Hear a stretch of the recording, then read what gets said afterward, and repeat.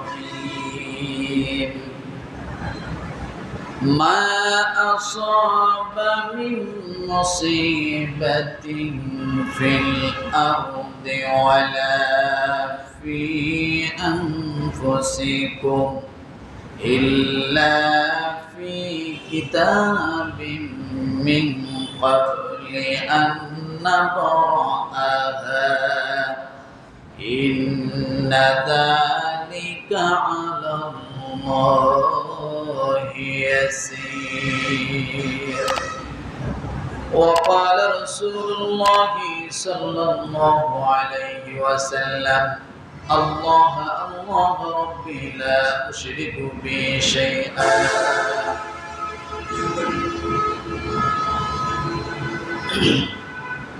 जिंदगी का सर्फ करदम दरब जादे तिफलिगी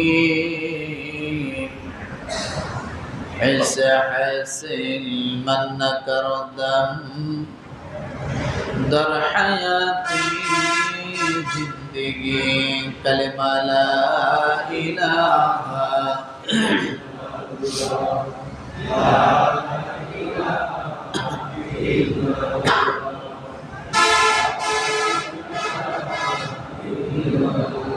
لا إله إلا الله لا إله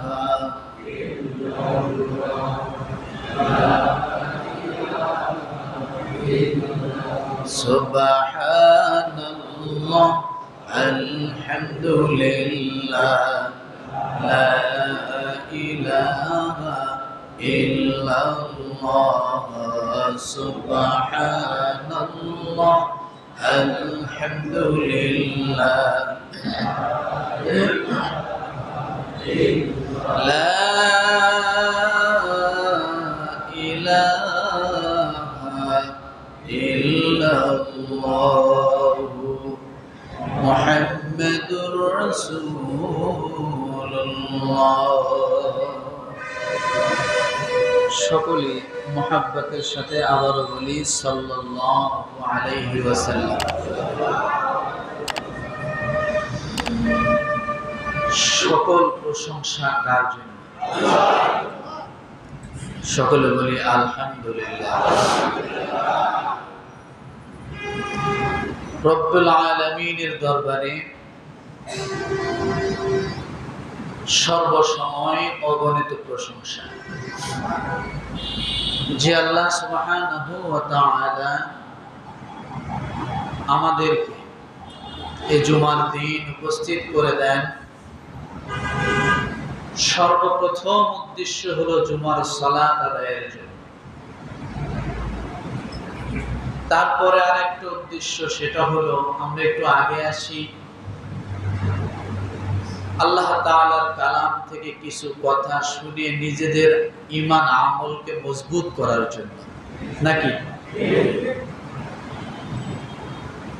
আল্লাহ সুবহানাহু ওয়া তাআলা যাদেরকে এই সুযোগটা দেন, অবশ্যই ওই মানুষগুলো, ওই বান্দাগুলো, ওই বান্দিগুলো আল্লাহ তাআলা প্রিয় বান্দা এবং বান্দি।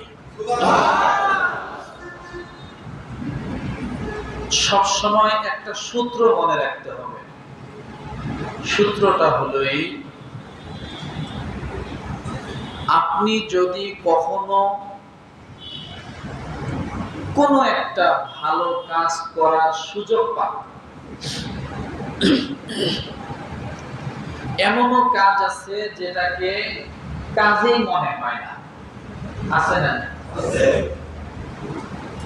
মনে করেন রাস্তা দিয়ে হেঁটে যাচ্ছেন, হঠাৎ রাস্তার মাঝখানে দেখলেন একটা ইটের টুকরা পড়ে আছে। তো এইটা যদি আপনি রাস্তা থেকে সরায়া একটা নিরাপদ জায়গায় রাখেন, কিন্তু এই কাজটা অনেকের কাছে কিছুই মনে হয় না, তাই না? মাথা খারাপ হয়েছে, রাস্তা দিয়ে হেঁটে যাচ্ছে, অথচ রাস্তায় কি জানি টোকাচ্ছে, বলেন না টোকানো হয়নি। আপনি ওই যে একটা ইটের টুকরা অন্যত্র যেখানে মানুষের পায়ে লাগবে না, হোঁচট খাবে না, মোটর সাইকেলের চাকার তলে পড়বে না, কেউ ব্যথা পাবে না, এমন একটা নিরাপদ জায়গায় আপনি রাখলেন। আপনাকে মনে করতে হবে এই কাজটা আপনি করতে পারেন নাই, আল্লাহ তাআলা আপনার প্রতি সুনজর দিয়ে এই কাজটা করাইছে। কারণ এই রাস্তা দিয়ে অনেক মানুষ গেছে, কথাটা বোঝেন, এই রাস্তা দিয়ে অনেক মানুষ গেছে,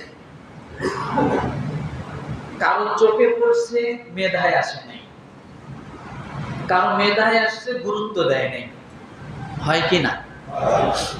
কিন্তু আল্লাহ তাআলা আপনার চোখে ধরায় দিয়েছেন, মেধায় নিয়ে আসছেন, বিবেকে বাধায় দিয়েছেন যে তুমি এটা একটু সরায় দিয়ে দাও না, তাহলে আরেকজনের চলতে কি হবে, সহজ হবে। এই যে আপনি এতটুকু একটা কাজ করেছেন, এই কাজটা যারা অবিবেকবান, যাদের আকল আছে কিন্তু বেআকল বলে, তাদের কাছে একটা নগণ্য কাজ মনে হবে, আপনাকে হয়তো কটাক্ষ করতে পারে, কিন্তু ওই এতটুকু ইটের টুকরাটা সরানোর কারণে আল্লাহ তাআলা আপনার জন্য জান্নাতের দরজা খুলে দেবে। কিন্তু কাজটা একেবারেই হালকা, কিন্তু এই কাজটা ওজন কত, যে আপনি দুনিয়ার জমিনে ইটের টুকরাটা সরাই দিয়েছেন অন্য মানুষের যাতে কি হয়, কষ্ট না হয়। এই কাজটা ওই জান্নাতের দরজার তালা খুলে দিয়েছে। তাহলে ভালো কাজ যত ছোটই হোক না কেন, সেটাকে ছোট করে দেখা যাবে না। তো যাই হোক, আমার আলোচনার বিষয় এটা না, আলোচনার বিষয় কোরআনুল কারীমের একটি শব্দ থেকে, কি থেকে, একটি আয়াতে শব্দ থেকে আমার আলোচনা। সে আয়াতটা একটা না, দুইটা না, 10টা আয়াতে পরিণত একটি শব্দ আছে। সেটা হলো, আসুন আমাদের বিবেকের সাথে একটা জিনিস আগে প্রশ্ন করি, দেখেন কমন পড়ে কিনা। আমরা সব সময় শুনি আল্লাহ আমাদেরকে ভালোবাসেন, কথা ঠিক না? আল্লাহ আমাদেরকে ভালোবাসেন। আমরা যতটুকু বলি তার থেকে বেশি হুজুররা বলে, এবং এটা কোরআনুল কারীমেও আছে, ওয়াল্লাহু ইউহিব্বুল মুতাতাহহিরিন ওয়াল্লাহু ইউহিব্বুল মুতাওয়াক্কিলিন ওয়াল্লাহু ইউহিব্বুস সাবিরিন। এইভাবে প্রায় 8 থেকে 10 জায়গায় আল্লাহ তার ভালোবাসার কথা বলছেন। কয় জায়গায়? ওয়াল্লাহু ইউহিব্বুল মুকসিতিন ওয়াল্লাহু ইউহিব্বুল মুতাওয়াসসিমিন। এইভাবে ইউহিব্বুল আল্লাহর ভালোবাসা, আল্লাহর ভালোবাসার কথা প্রায় কত জায়গায় আসছে? 8 থেকে 10 জায়গায় আসছে। তো আল্লাহ আমাদেরকে ভালোবাসে, তাহলে আমাদের এই ভালোবাসার পরেও আমাদের এত কষ্ট, এত বিপদ, এত মুসিবত কেন আসে? এমন প্রশ্ন আমাদের মতো মানুষের ভিতরে আসে না? নাই? যে আল্লাহ যদি ভালোই বাসবে, তাহলে এত কষ্ট, এত মুসিবত কেন আমাদের হয়? কথা ঠিক না? তো এখান থেকে বুঝতে হবে, মুসিবত শুধু কষ্টের জন্য আসে না, মুসিবত আমার উঁচু মানের দরজাকে প্রশস্ত করার জন্য আসে। মুসিবত আমার রিজিকের দরজা প্রশস্ত করার জন্য আসে। আমার সম্মানকে বৃদ্ধির জন্য মুসিবত আসে। আবার মুসিবত আমার জন্য পরীক্ষা হয়ে আসে। আবার মুসিবত আমার জন্য বিপদ আপদ হয়েও আসে। তো আল্লাহ সুবহানাহু ওয়া তাআলা এই মুসিবত শব্দটা কোরআনুল কারীমে 10 জায়গায় বলছেন। কয় জায়গায়?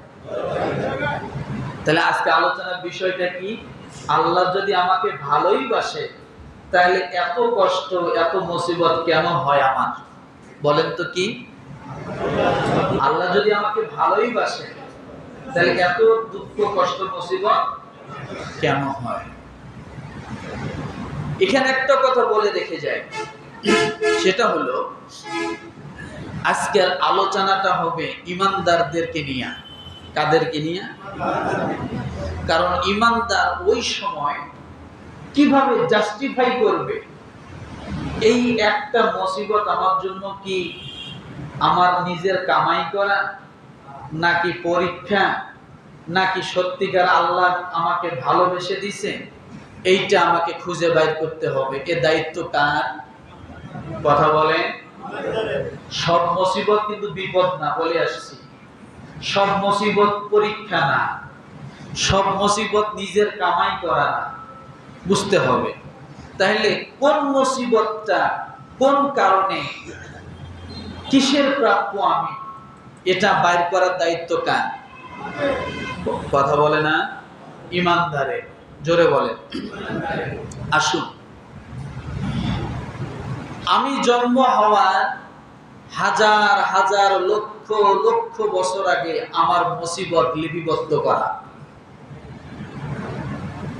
2024 সালে 2025 সালে আমার কি কি হবে এটা লিপিবদ্ধ করা আছে আমি সৃষ্টি হওয়ার আগে।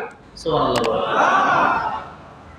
আপনি যে একটা হোঁচট খাইছেন, এটা যে আপনি 2024 সালে 25 সালের আগস্ট মাসের 9 তারিখে হোঁচটটা খাবেন, এটা পৃথিবীর সৃষ্টি লগ্ন থেকে লেখা আছে। প্রমাণ দিব। আসুন আলোচনায় ঢুকি। তাহলে বিষয়টা কি? আল্লাহ যদি আমাকে ভালোই বাসে তাহলে এত দুঃখ মুসিবত কেন? মনে থাকবে। আল্লাহ পাক